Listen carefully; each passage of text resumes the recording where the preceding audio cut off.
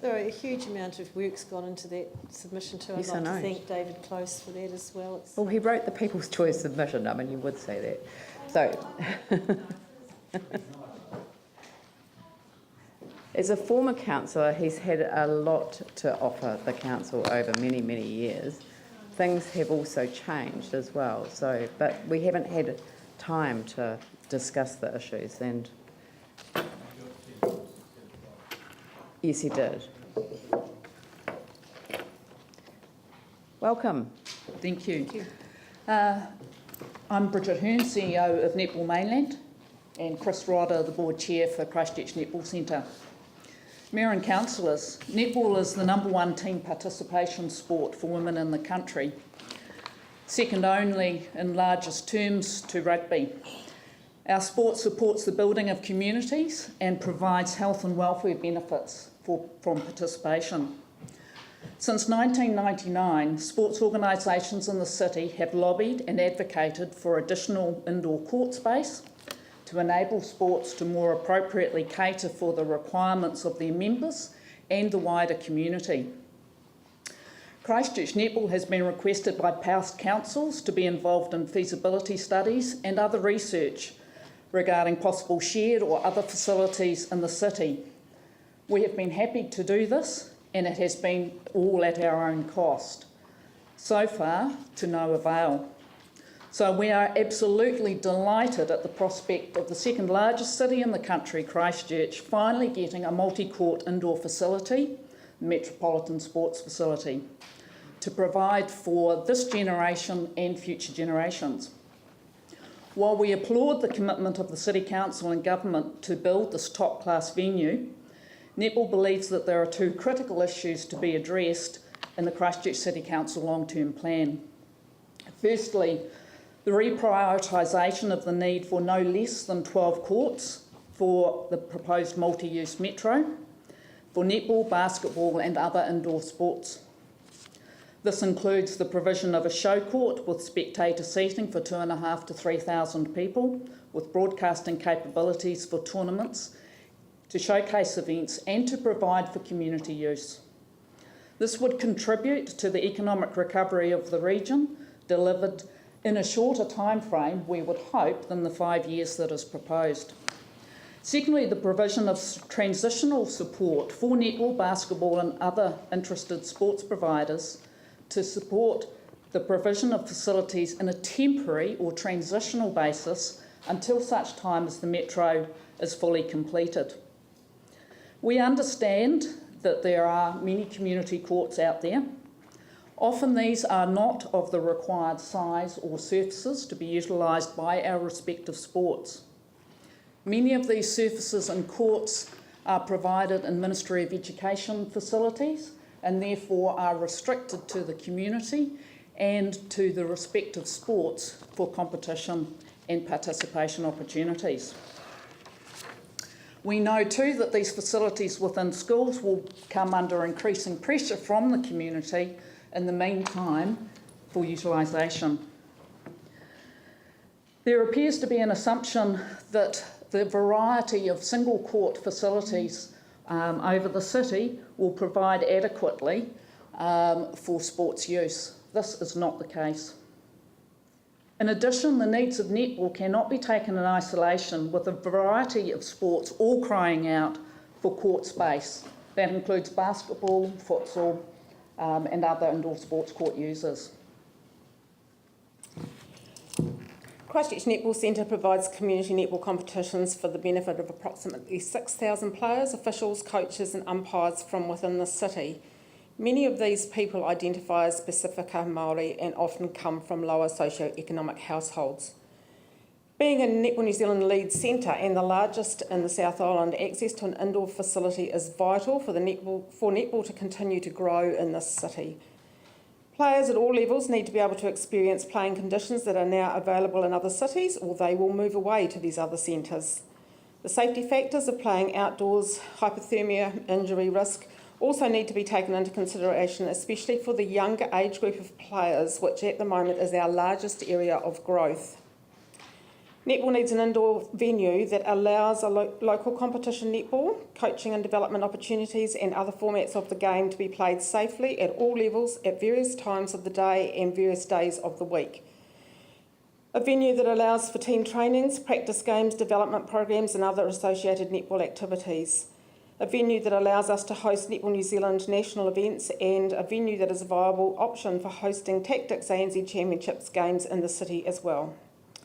With the Metro now being at least 5 years away, our sport cannot continue to wait and do nothing to grow the sport and provide healthy participation opportunities to players in the city.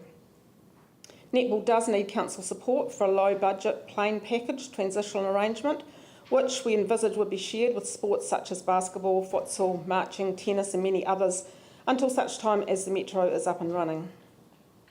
A transitional indoor sports facility. With the Metro still going through the approval process and as recently reported, it is unlikely the facility will be completed until around 2020. Netball cannot stand still for a further 5 years. We are unable to cater for existing needs in providing programs that have been identified for delivery in Netball New Zealand's whole of netball plan without access to indoor court space. Our proposal is that the City Council collaborate with netball, basketball and the other sports codes to provide a transitional multi-court indoor sports facility that caters for our needs but does not require significant financial investment, something cheap and cheerful, until such time as Metro is completed. Christchurch Netball believes its large membership base and supporters see the value of an indoor facility, and the centre is confident that these people will contribute towards the ongoing costs of any transitional arrangements for the provision of netball and other sports indoors. The consequences due to a lack of facility are that the progress of netball in Christchurch, currently presently hindered at all levels. Netball New Zealand's whole of netball plan requires centres to deliver various forms of netball from social, junior, pay to play, mixed netball and other formats.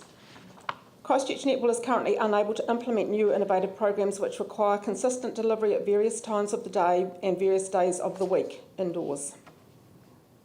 Many players will continue to have their sport hindered by weather and health and safety issues, plus we have rapidly deteriorating asphalt courts at Hagley Park, soon to require maintenance expenditure in excess of $200,000. Another consequence is players not progressing beyond the grassroots experience, as the centre is unable to give them a variety of playing times, which the 24/7 workforce dictates flexibility. There may not be a long-term future for netball and other sports that require indoor facilities. Canterbury Basketball is currently utilising as much space as is available in various suburbs in the city in an effort to accommodate fast-growing player numbers and organised competitions. There are currently no other alternatives available to us. Waiting for a further 5 years for an indoor facility will undoubtedly see a decline in our numbers. We have a proud sporting tradition here in Christchurch and Canterbury. We would like to be at the forefront of this again. We do understand the need to be patient and the competing recovery demands that you are battling with. An indoor facility is urgently required for the largest participation women's sport in New Zealand. We are keen to work with the Council around exploring transitional opportunities that do not require significant capital expenditure, and they may be innovative, they may be some things that we haven't thought about, but we would certainly like to explore those partnerships in innovative ways that we can provide for our sport in a transitional facility until such time as the Metro is up and running. Sport is an important component of the recovery of our city and bringing our community together. Thank you. Thank you. Obviously, we've got an arrangement with central government around the Metro Sports Facility, which is what you're talking about. Have you ever raised with our own staff or with the I guess it's the CCDU that's the other partner in it, the need for the timing of the courts? Because I mean, we haven't got money on budget for transitional facilities, so you're actually asking us to put more money on the budget, and I'm just wondering, I mean, when did you first raise this as an issue? Mayor and councillors, we have raised this with council staff and with Sarah staff over the last 18 months or more, and more specifically in the last 6 months when it became evident that the timing of the completion of the metro facility was being pushed out beyond an anticipated timeframe, being 2017. Yeah, well, that was kind of news to us as well. So, I